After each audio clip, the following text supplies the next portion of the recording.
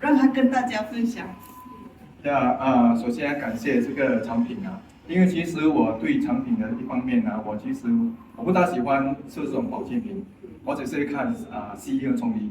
但是我从去年6月的第一次的 COVID 到11月的第二次的 COVID， 从我6月的 COVID 我就咳嗽到现在目前为止。可是当时我在试用这个产品的时候，我觉得开始慢慢的好转起来。直到我喷的时候已经好转，这个姐妹都知道了。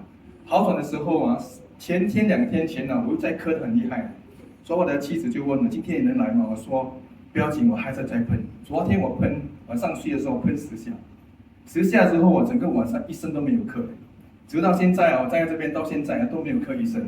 我感应到这个产品真的是独一无二的，我要真的谢谢。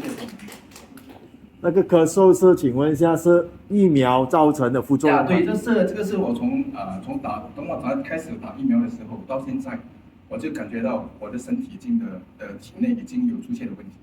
所以当我打第3次的时候，第4次新加坡叫我打之后，我说我不要打了，因为我觉得我身体已经不适应这个东西，所以我觉得这个保健品能调整我身体里面一切的东西。好，谢谢大家。有抽烟吗？本身？谢谢。